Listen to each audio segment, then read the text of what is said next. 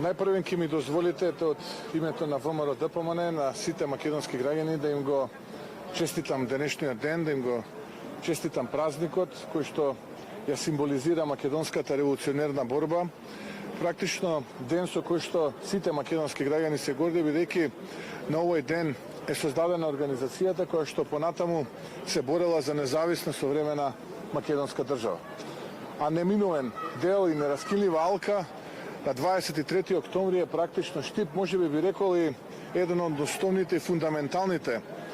алки кои што се некако историски поврзани со македонската револуционерна организација. И денеска сме овде во Штип, ако започнахме во Скопје со оној собир пред собранието, каде што рефлектиравме одредени позиции за актуелни теми на ВМРО ДПМН, за актуелни теми кои што се реалност на граѓаните. Денеска овдека од Штип би сакал да упатам и останати три пораки кои што се можеби исто така значајни. Патувајќи наваму од соработниците дознав дека ниту еден првенец од владата, ниту еден представник од високото раководство на СДСМ кој што е платен од парите на граѓаните, денеска не одвои неколку минути да положи цвеќе на спомениците кои што ги рефлектираат позициите на јунаците, дејците, на апостолите кои што животот го дадоа за македонскиот народ, за граѓаните на Македонија, за современата македонска држава. И тоа е за секаква осуда. И јас на вистина жалам што последни такви наместени талибански украдени избори денеска ова раководство себе си се нарекува влада во Македонија. Втората позиција која што сакам да ја кажам е токму овде во Штип и за Штип, бидејќи во минатото бевме навикнати на успеси, на проекти, нови фабрики, универзитети, луѓе кои што беа среќни, кои што беа задоволни од секојдневието. За жал денеска ние не можеме 4 години веќе да се пофалиме, дури не можеме ни да го одвоиме тоа што на времето беше изградено за Штип, да го зачуваме и тоа да го надградиме, а камоли па да зборуваме за нешто што е ново изградено, некој нов пат, некоја нова улица, некоја нова фабрика. Напротив, гледаме како фабриките се затвараат, луѓето се разочарани, а за жал се помалку има студенти, се помалку има штипјани во Штип. Својот лебот за сопственото семејство го барат надвор од Штип, надвор од Македонија.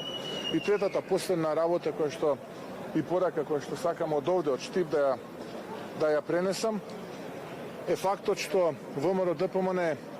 на изминатите избори победи и на председателските избори во првиот и во вториот круг, така ќе биде и на следните предвремени градоначалнички избори кои што ќе се случат овдека во Штип. Кандидатот кој што ќе го предложи ВМРО ДПМН очекуваме поддршка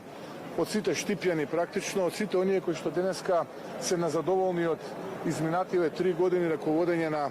актуелниот министер за транспорт и врски, а поранешен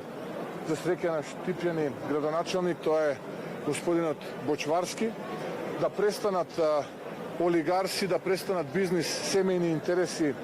во Штип, да престанат бизнис семејни транзициони интереси низ Македонија, рефлектирани низ семејствата кои што